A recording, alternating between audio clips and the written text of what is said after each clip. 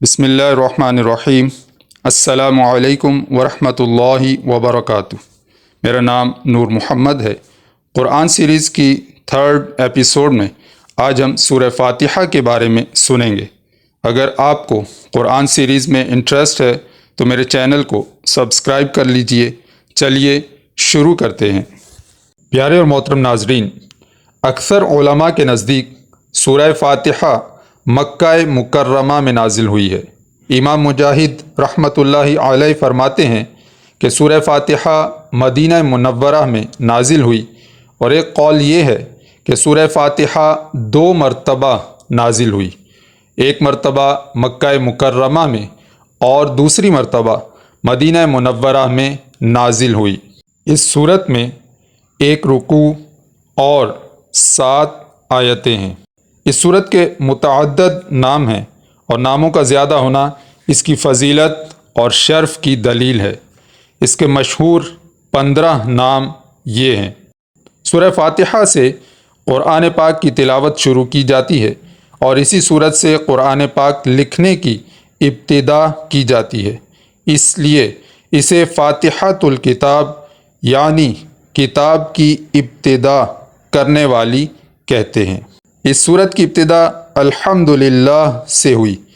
اس مناسبت سے اسے سورۃ الحمد یعنی وہ سورت جس میں اللہ تعالیٰ کی حمد بیان کی گئی ہے کہتے ہیں۔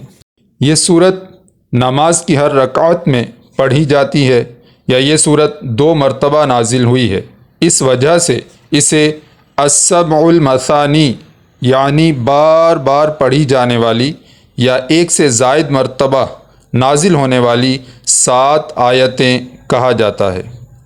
دین کے بنیادی امور کا جامع ہونے کی وجہ سے سورہ فاتحہ کو سورۃ الکنز، سورۃ الوافیہ اور سورۃ الکافیہ کہتے ہیں۔ شفا کا باعث ہونے کی وجہ سے اسے سورۃ الشفاء اور سورۃ الشافیہ کہتے ہیں۔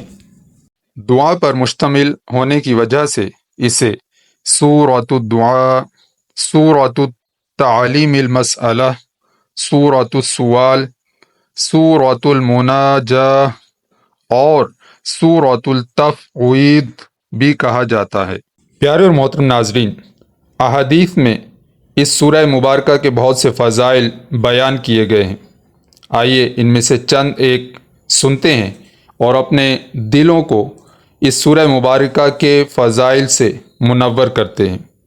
حضرت ابو سعید بن معلّہ رضی اللہ تعالیٰ عنہ فرماتے ہیں، میں نماز پڑھ رہا تھا تو مجھے نبی کریم صلی اللہ علیہ وآلہ وسلم نے بلایا، لیکن میں نے جواب نہ دیا۔ جب نماز سے فارغ ہو کر بارگاہ رسالت صلی اللہ علیہ وآلہ وسلم میں حاضر ہوا تو میں نے عرض کی، یا رسول اللہ صلی اللہ علیہ وآلہ وسلم، میں نماز پڑھ رہا تھا۔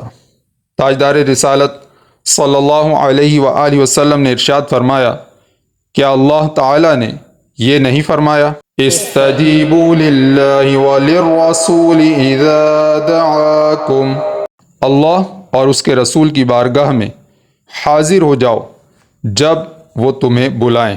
پھر ارشاد فرمایا، کیا میں تمہیں تمہارے مسجد سے نکلنے سے پہلے قرآن کریم کی سب سے عظیم سورت نہ سکھاؤں؟ پھر آپ صلی اللہ تعالی علیہ وآلہ وسلم نے میرا ہاتھ پکڑ لیا۔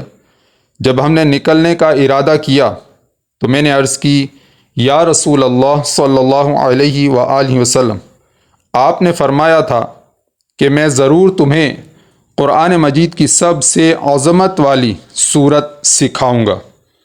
ارشاد فرمایا، وہ سورت الحمدللہ رب العالمین ہے۔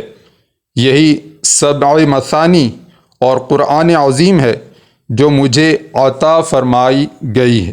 پیارے اور محترم ناظرین، حضرت عبداللہ بن عباس رضی اللہ تعالی عنہما فرماتے ہیں، ایک فرشتہ آسمان سے نازل ہوا اور اس نے سید المرسلین صلی اللہ تعالی علیہ وآلہ وسلم کی بارگاہ میں سلام پیش کر کے عرض کی، یا رسول اللہ صلی اللہ تعالی علیہ وآلہ وسلم، آپ کو ان دو نوروں کی بشارت ہو جو آپ کے علاوہ اور کسی نبی کو عطا نہیں کیے گئے، اور وہ دو نور یہ ہیں، پہلا سورہ فاتحہ اور دوسرا سورہ بقرہ کی آخری آیتیں۔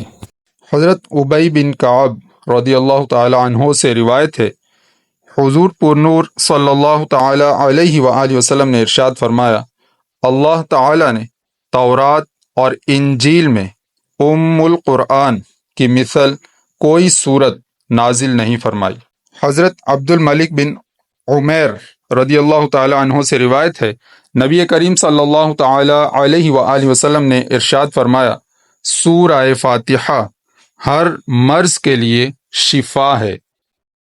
پیارے اور محترم ناظرین، تو آئیے ویڈیو کے آخر میں اس سورہ مبارکہ کے مضامین سے متعلق سن لیتے ہیں۔ اس صورت میں اللہ تعالیٰ کی حمد و ثنا کا بیان ہے، اللہ تعالیٰ کے رب ہونے، اس کے رحمان اور رحیم ہونے، نیز مخلوق کے مرنے کے بعد دوبارہ زندہ کیے جانے اور قیامت کے دن ان کے اعمال کی جزا ملنے کا ذکر ہے۔